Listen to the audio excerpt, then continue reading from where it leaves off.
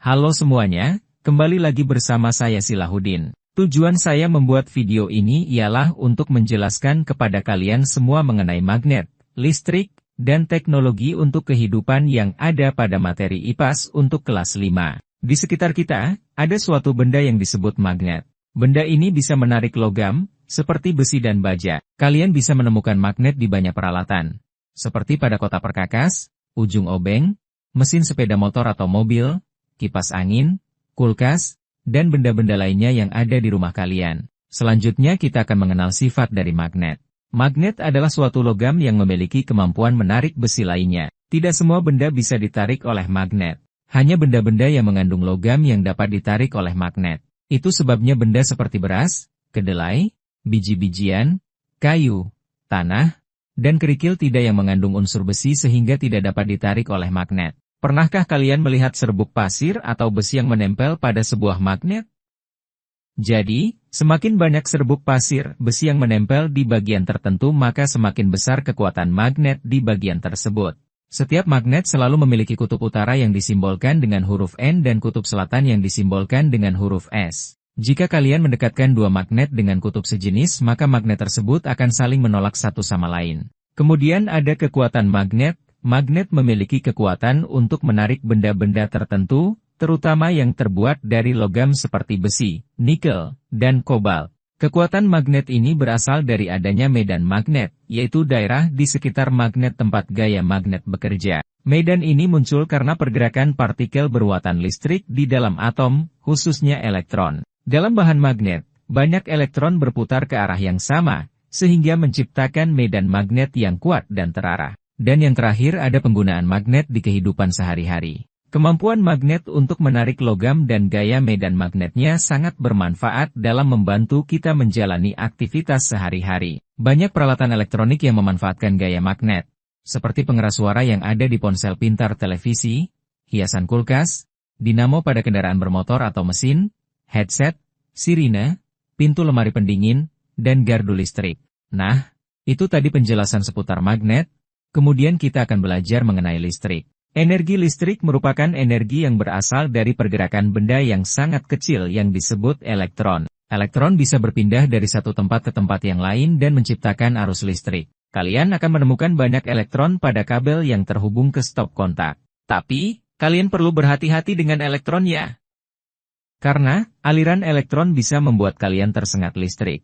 Tersengat listrik rasanya sakit sekali dan bisa membahayakan nyawa. Berdasarkan jenis arus listriknya, listrik yang kita gunakan dalam kehidupan sehari-hari dapat dibagi menjadi dua jenis, yakni arus listrik searah, DC, dan arus listrik dua arah, AC. Listrik yang kita peroleh dari PLN termasuk arus listrik dua arah. Adapun energi listrik yang kita dapatkan dari baterai merupakan arus listrik searah. Dan yang terakhir ada penggunaan magnet di kehidupan sehari-hari. Kemampuan magnet untuk menarik logam dan gaya medan magnetnya sangat bermanfaat dalam membantu kita menjalani aktivitas sehari-hari. Banyak peralatan elektronik yang memanfaatkan gaya magnet, seperti pengeras suara yang ada di ponsel pintar televisi, hiasan kulkas, dinamo pada kendaraan bermotor atau mesin, headset, sirine, pintu lemari pendingin, dan gardu listrik.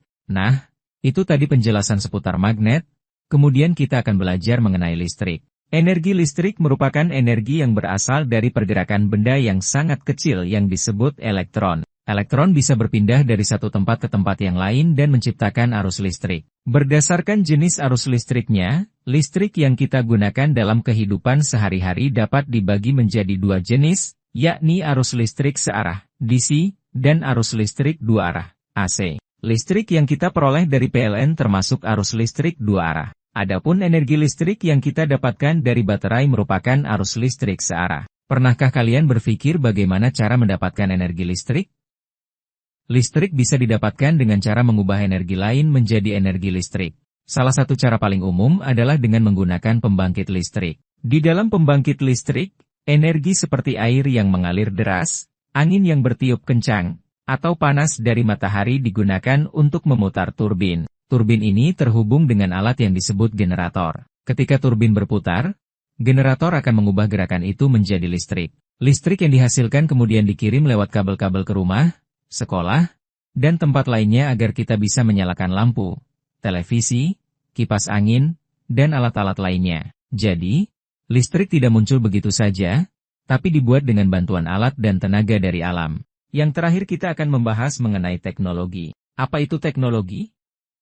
Sederhananya, teknologi adalah penerapan dari ilmu pengetahuan yang membantu kita menyelesaikan permasalahan dalam kehidupan sehari-hari. Contohnya, ketika malam tiba, keadaan di sekitar kita menjadi gelap.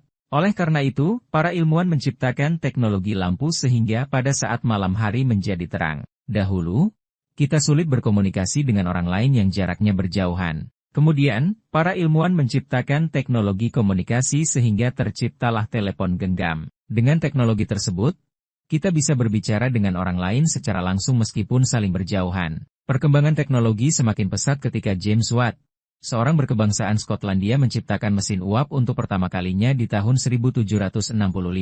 Ia berhasil memanfaatkan uap bertekanan untuk menggerakkan mesin. Temuannya ini menjadi cikal bakal lahirnya revolusi industri 2.0 yang mengubah dunia. Teknologi yang ditemukan James Watt memicu penciptaan dan penggunaan mesin untuk keperluan industri maupun transportasi, seperti kereta api, kapal bertenaga uap, dan mobil. Mulai tahun 1900-an, perkembangan teknologi di berbagai bidang berkembang dengan sangat pesat. Apalagi sejak diciptakannya komputer di tahun 1937 dan elektronika modern di tahun 1947.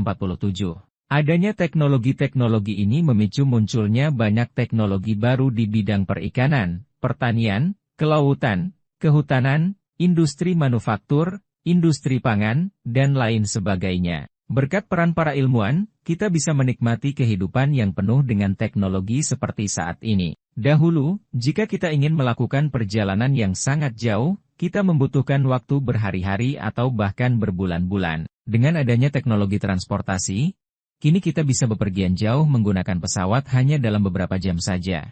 Teknologi masa kini juga banyak membantu para petani, nelayan, dan pedagang untuk memudahkan pengelolaan dan meningkatkan penjualan. Teknologi di bidang pertanian berhasil menciptakan bibit-bibit tanaman yang unggul. Teknologi di bidang kelautan membantu para nelayan untuk mengetahui kapan waktu yang tepat untuk melaut.